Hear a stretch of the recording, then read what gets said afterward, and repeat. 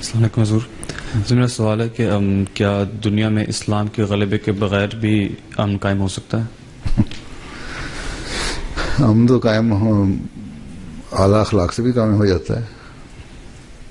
دنیا میں اکثر ملک میں امن قائم ہے نا. جاپان میں کوئی نہیں ایسی ذرا جرم، ان کے اعلیٰ اخلاق ہیں جس کی وجہ سے امن قائم ہے. وہاں مذہب کا تو ان کو پتہ کوئی نہیں، چند ایک لوگ ہیں مذہب والے. اور دنیا میں بہت سارے ملک ہیں جہاں امن قائم ہے.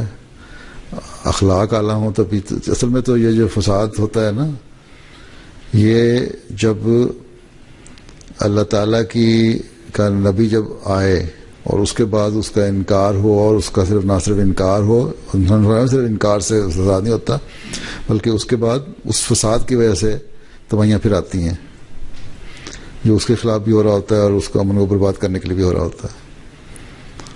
ٹھیک ہے، تو امن تو قائم ہو سکتا ہے. امن قائم ہوگا تو اگلا قدم پہلے کی طرف جائیں گے نا،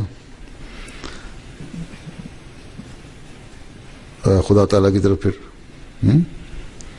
اس لیے میں تو یہ بھی سمجھتا ہوں کہ آن سلم نے جو فرمایا نا، جس نے انسان کا شکر ادا نہیں کیا اس نے خدا تعالیٰ کا بھی شکر ادا نہیں کیا.